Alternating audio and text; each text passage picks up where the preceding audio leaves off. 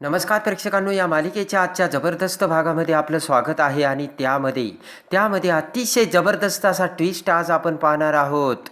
सावलीने आज समोर आणलेल्या सत्याचा आता काय परिणाम होतो आणि त्यानंतर आता तिलोत्तमा ही कोणत्या सत्याचा उलगडा करते आणि तिलोत्तमाने सत्याचा उलगडा केल्यानंतर आता भैरवी कोणता डाव खेळते, तर सावली पुन्हा एकदा नव्याने मेंदळ्यांच्या घरी कशी आता सगळ्यात मोठी सून होते. प्रेक्षकांनो, हे सगळे या व्हिडिओमध्ये आपण बघूयात. चला तर व्हिडिओला सुरुवात करूयात. त्यामध्ये आता भैरवीचे सत्य समोर आल्यानंतर तिलोत्तमा जगन्नाथला हात जोडत म्हणते की मला माफ करा जगन्नाथजी, जेवढी मी तुमची अपराधी आहे तेवढीच मी घरच्यांची सुद्धा अपराधी आहे. पण मी हे माझ्या स्वार्थापोटी कधी काहीही केलेलं नाही आहे. मी जे काही केलं आहे ते माझ्या कुटुंबासाठी केलं आहे. तिलोत्तमा म्हणते की मला माहिती आहे तुमचा माझ्यावरती विश्वास बसणार नाही, पण एकदा तुम्ही शेवट माझ्यावरती विश्वास ठेवा, असे तिलोत्तमा बोलते. आणि तिलोत्तमा म्हणते की मी हे सगळं काही माझ्या घरच्यांची आबरू वाचवण्यासाठी केलं आणि माझं नीलचं भविष्य वाचवण्यासाठी केलं. आणि हे सगळं करताना मी एवढ्या लोकांना त्रास देऊन एवढ्या लोकांना दुखवते हे माझ्या लक्षातच आलं नाही, असे आता तिलोत्तमा बोलते. आणि तुमचीच काय, मी सगळ्यांची अपराधी आहे, तेव्हा जमलं तर मला माफ करा, असे हात जोडत तिलोत्तमा जगन्नाथला बोलते. आता ते सगळं ऐकता क्षणी जगन्नाथ म्हणतो, तिलोत्तमा हे बघ, तू या घराची कदाचित गुन्हेगार नसशील, कारण या घराच्या भिंती तू वाचवल्यात, पण माझी तू कायम गुन्हेगार राहणार आहे. कारण माझ्या मुलीच्या शेवटच्या क्षणाला माझ्या मुलीचा ज्या लोकांनी सौदा केला ना, त्या लोकांच्या सोबत तू होती, असे आता जगन्नाथ तिलोत्तमाला सांगतो. आणि जगन्नाथ म्हणतो की एक बाप म्हणून तिलोत्तमा मी तुला कधीच माफ करणार नाही. तर आता सावली जगन्नाथला समजावत शांत राहायला बोलते. आता सावली म्हणते की मला तुमचं तुमचं म्हणणं सगळं मान्य आहे. सानिका जाताना काय म्हटली होती तुम्हाला माहिती आहे ना, आणि कुणालाही दोष देऊन कुणावरही राग काढू नका, असे सानिका म्हटल्याची सावली जगन्नाथला आठवण करून देते. आणि ते ऐकता जगन्नाथ म्हणतो, बरोबर आहे, माझ्या सानिकाने जर माफ केलं तर मी गुन्हेगार ठरवणारा कोण? शेवटी मला माझ्या मुलीच्या शब्दाच्या बाहेर जाता येणार नाही, असे जगन्नाथ सांगतो. आणि आता जगन्नाथने तिलोत्तमाला माफ करताच तिलोत्तमाला सगळ्यात मोठा आनंद होतो. आणि हात जोडतच आता तिलोत्तमा खुश होते. हात जोडलेली तिलोत्तमा पटकन आता तिचे दोन्ही हात समोर धरत सावलीला तिच्या मिठीमध्ये बोलावते. तर खुश होऊन सावलीला आता तिलोत्तमा मिठी मारते. आणि सगळ्यात मोठ्या सत्याचा आज भयानक उलगडा झालेला असतो. आणि सगळ्यात मानाची आणि हक्काची सून म्हणून तिलोत्तमाने आज सावलीचा स्वीकार केलेला असतो. आणि ते सावली आणि तिलोत्तमामधलं प्रेम बघून सगळ्यांना गहिवरून येतं. सारंग, राजकुमार, नील सगळेजण आता खुश होऊन तिलोत्तमा सावलीचं ते प्रेम बघू लागतात. आणि मी चुकले सावली असे म्हणत आता तिलोत्तमा सावलीची माफी मागते. तर सारंगच्या डोळ्यात पाणी येतं. आणि त्यानंतर आता प्रेमाने सावलीच्या माथ्यावरून चेहऱ्यावरून हात फिरवत तिलोत्तमा सावलीवरचं प्रेम दाखवते. दुसऱ्या दिवशी आता अनामिका आणि सावली किचनमध्ये येतात. तर अनामिका आता विचारात असताना सावली म्हणते की अनामिका, घरात एवढं सगळं झालं, तुझा पुढचा काय विचार आहे? अनामिका म्हणते, काय करणार म्हणजे काहीच नाही, जिथून आले तिथून तिथे पुन्हा परत जाणार आहे. अनामिका म्हणते, मला माहिती आहे माझा भाऊ आहे आणि त्याची माझ्यावरती जबाबदारी आहे. माझा आश्रम, माझी माणसं आणि माझा भाऊ, आता हेच माझं कुटुंब असल्याचे अनामिका सावलीला सांगते. तेव्हा आता सावली म्हणते, तुझ्या सुखाचा, संसाराचा आणि घराचा विचार का नाही करत तू अनामिका?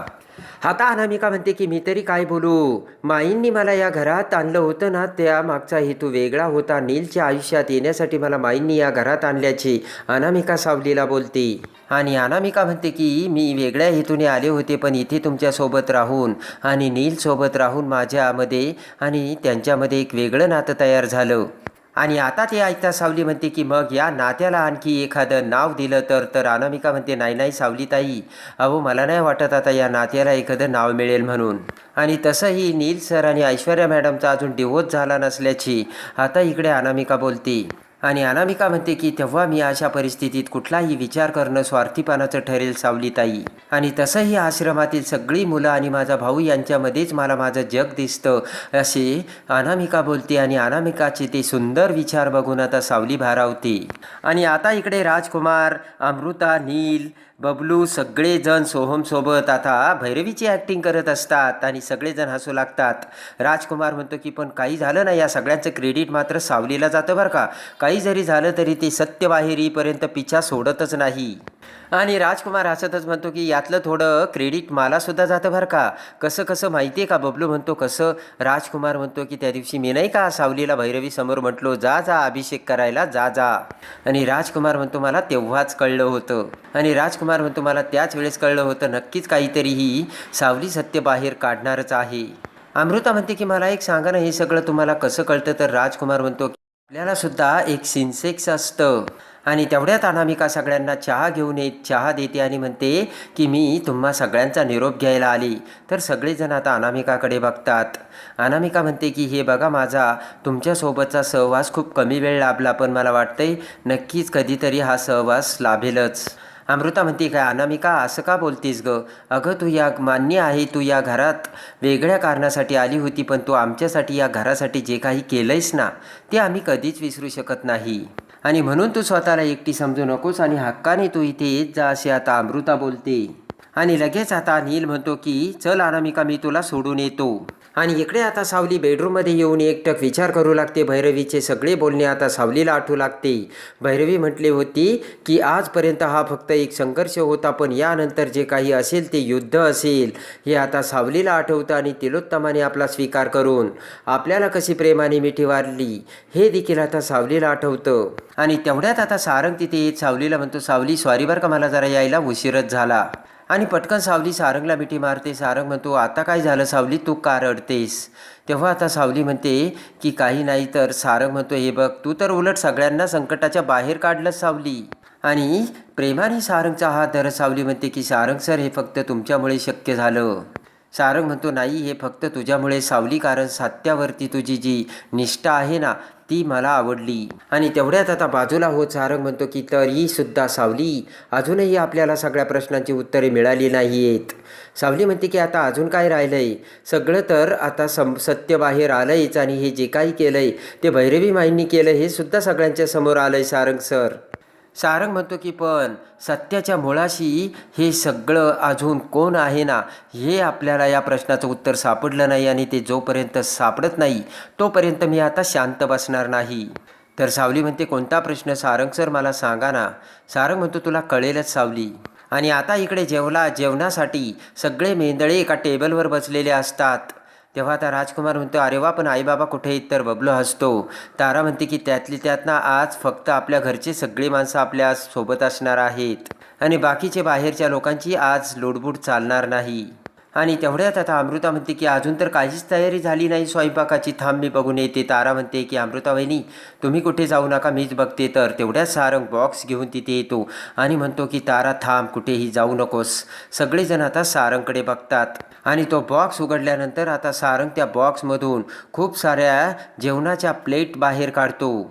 त्या जेवणाच्या डिशेस बघून आता सगळेजण भांबावतात आणि त्या सगळ्या काळ्या रंगाच्या डिशेस असतात. तर तेवढ्यात सावली आणि तिलोत्तमासुद्धा तिथे येत. आता सारंगचं ते सगळं बघून तिलोत्तमा म्हणते सारंग हा काय सगळा प्रकार आहे आणि सगळ्या काळ्या रंगाच्या डिशेस का बाहेर काढतोयस तू.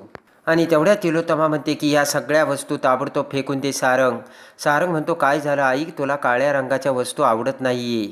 आता तिलोत्तमा म्हणते की सारंग अरे हे सगळं काळ्या रंगाचे वस्तू अजून तू फेकून दिल्या नाहीस फेकून दे ताबडतोब. सारंग म्हणतो की आज सगळ्यांनी काळ्या रंगाच्या डिशेसमधूनच नाश्ता करायचा. आणि तेवढ्यात आता राजकुमार ते बघत म्हणतो की सारंग ही काय फालतूगिरी आहे. आईला काळा रंग आवडत नाही तुला माहिती आहे ना. आणि राजकुमार म्हणतो एवढंही तुला कळत नाही का तिला त्रास होईल. आणि आता राग घेऊन तिलोत्तमा म्हणते की थांब सारंग जर तुला या वस्तू फेकून देता येत नसेल तर मीच त्या फेकून देते. आणि तिलोत्तमा त्या वस्तू फेकायला जाताच सारंग तिलोत्तमाचे हात धरतो आणि म्हणतो की आई तू थांब मला फक्त प्रश्नाचं उत्तर हवंय. आणि सारंग म्हणतो की तू एवढ्या काळ्या रंगाचा तिरस्कार का करते. आणि सारंग म्हणतो की या रंगाने तुझं काय बिघडवलं. तर तिलोत्तमा म्हणते मला नाहीच द्यायचं उत्तर. आणि आता सारंग म्हणतो की तू उत्तर दिल्याशिवाय या वस्तू घराबाहेर जाणार नाही आणि जर तू उत्तर दिलं नाही तुला नाही द्यायचं ना उत्तर. आणि ठीक आहे नको देऊ तू उत्तर पण या घरातलं रहस्य आणि जर याचं उत्तर कोणाला माहीत असेल तर त्याने उत्तर द्यावं.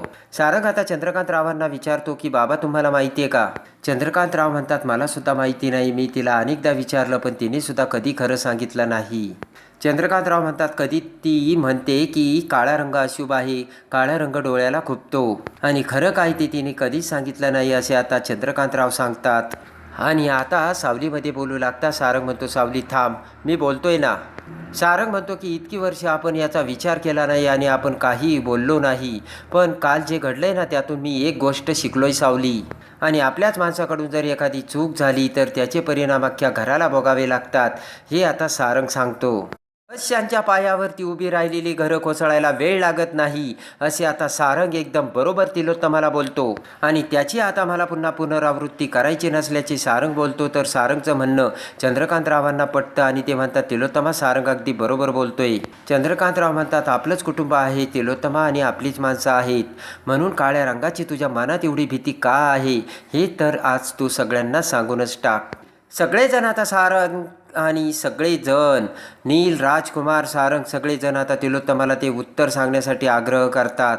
आणि त्यानंतर आता अमृता सगळेजण आम्ही खरंच तुमच्या उत्तरासाठी आतुरतेने वाट बघत आहोत असे बोलताच तिलोत्तमा म्हणते की माझी आई मला सोडून देवाघरी गेली. ती माझी आई खूप प्रेमळ होती आणि माझी आई खूप सुंदर होती, गुरी पान होती. जेव्हा माझी आई आम्हाला सोडून गेली त्यावेळेस बाबांनासुद्धा मोठा धक्का बसला होता. आणि आई गेल्यानंतर बाबांनीच आमचा सांभाळ केला, म्हणजे मी आणि माझी 2 धाकटी भावंडं. आणि माझी आई गेल्यानंतर पुढची 4 वर्षे बाबांनी आमची काळजी घेतल्याचे तिलोत्तमा सांगते. आणि अचानक काय घडलं मला कळलं नाही, पण अचानक मी माझ्या दोन्ही भावंडांची आई झाली. आणि त्यानंतर मी आईसारखी सगळ्यांची काळजी घ्यायला लागली. घरची सगळी जबाबदारी मी स्वतःच्या अंगावर घेतली असे तिलोत्तमा बोलते. आणि हे सगळं आपसुकच झालं, पण या गोष्टीचा माझ्या भावांना खूप त्रास झाल्याची तिलोत्तमा बोलते. आणि तिलोत्तमा म्हणते की खरं तर बावली खेळायचं माझं वय होतं, पण ते सगळं डावलून मी घरची जबाबदारी घेतली होती. आणि तिलोत्तमा म्हणते की बाबा मला नेहमी म्हणायची, तू लहान मुलगी आहे तेव्हा लहान मुलासारखं वाग ना. आणि तिलोत्तमा म्हणते की मी अचानक मोठी झाले होते आणि माझ्या बाबांना वाटलं की जर घरात आई आली आणि जर आम्हा तिघांना आई मिळाली की तर कदाचित मला माझं बालपण पुन्हा मिळेल असं आता बाबांना वाटलं. आणि त्यानंतर आता बाबांनी लग्न करून ज्या वेळेस माझी सावत्र आई त्या घरात आली आणि त्या सावत्र आईची सावली आमच्या घरावर पडली, हे आता तिलोत्तमा सगळ्यांना सांगते. आता तिलोत्तमाच्या डोळ्यात पाणी येतं आणि तिलोत्तमा आता रडू लागते. तिलोत्तमाचा भयानक भूतकाळ समोर आलेला असतो. आणि तिलोत्तमा काळ्या रंगाचा एवढा राग का करते हे आता सगळ्यांना समजलेलं असतं, कारण तिलोत्तमाची सावत्र आई काळ्या रंगाची ज्यावेळेस घरात आली आणि तिची काळी सावली घरावर पडली त्यावेळेस तिलोत्तमाचं सगळं घर बरबाद झालेलं असतं, हे तिलोत्तमा सगळ्यांना सांगते.